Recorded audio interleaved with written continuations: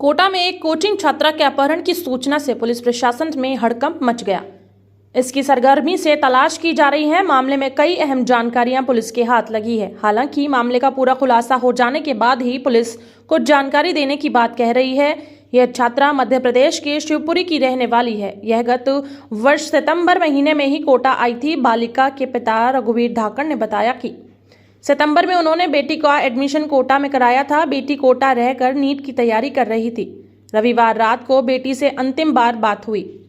सोमवार 3 बजे करीब रघुवीर धाकड़ के व्हाट्सएप पर बेटी के हाथ पैर और मुंह बंधे हुए का फोटो आया। इसमें फोटो भेजने वाले ने लिखा था कि अपनी बेटी को जिंदा देखना है तो 30 लाख रुपए दे दो। इसके बाद मैसेज भेजने वाले ने कॉल कर 30 लाख रुपए सोमवार शाम तक देने के लिए कहा, नहीं तो बेटी को मारने की धमकी दी।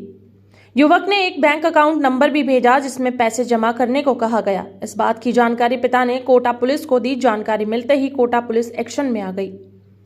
धाकड़ समाज के लोग भी थाने पहुंचे और पुलिस प्रशासन से त्वरित कार्यवाही की मांग की। छात्रा के पिता ने आरोप लगाया कि कोटा हॉस्टल और कोचिंग वालों ने मेरी बेटी का नाम रिकॉर्ड से हटा दिया है।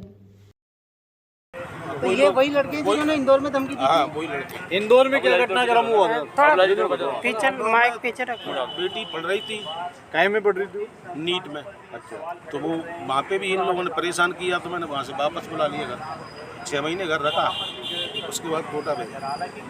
ये इंदौर की घटना कब की है? कहाँ लड़कों ने हमें भी धमकी दी, मुझे हमें बच्ची की माँ को भी हमें भी धमकी दी जान से मारने की। क्या कह रहे हो? पैसा मांगते, पैसा मांगते। 30 लाख। एक बार 19 मांगा, अभी जो किडनैपर ने 30 लाख मांगा।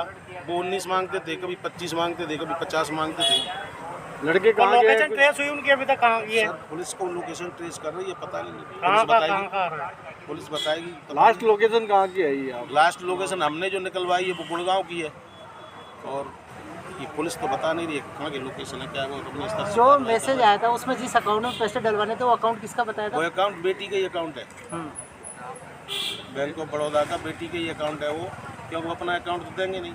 बेटी उनके अंडर में, मोबाइल उसका उनके अंडर में है। कोचिंग वालों से क्या बात हुई है? वो रजिस्ट्रेशन के लिए भी मना कर कोचिंग वाले नोएडा में बात हुई थी, वो कह रहे रजिस्ट्रेशन है, और ये कौन सा टावर है आपका उसके पास में जो ब्रांच है उसमें उसका रजिस्ट्रेशन है बेटी का आपकी का, ये कह रहे हैं वो नोएडा वाले। जी मना करते हैं कि यहाँ रजिस्ट्रेशन हुआ ही नहीं है। और ये हॉस्टल वाले हॉस्टल वाले ने भी अपना रिकॉर्ड हटा दिया, जबकि उसकी माँ बैठी है बेटी की। आप उनसे पूछ लो, वो खुद छोड़ के गई है बेटी को। कौन सा हॉस्टल था ये? पारस। नहीं, कोई डॉक्यूमेंट तो होगा ना? कौन सी कोचिंग में कराया था आपने? बेटी ने रसीदें लेके उनको दे गए थे। कौन सी कोचिंग में कराया था आपने? कौन सी कोचिंग में एडमिशन कराया? फिजिक्स वाला। और हॉस्टल को कौन सा था? हॉस्टल पारस। तो मना कर रहा है क्या हॉस्टल वाला भी? आप गए थे तो कोचिंग की तरफ से मैसेज तो आते होंगे आपको? मैसेज जिस नंबर से आते थे हम संतुष्ट थे उस मैसेज से, लेकिन अब वो मैंने दे दिया नंबर, कोई और फ्रॉड नंबर तो नहीं है वो, या क्या है? नहीं, जो वो हॉस्टल भी गए क्या सर आप?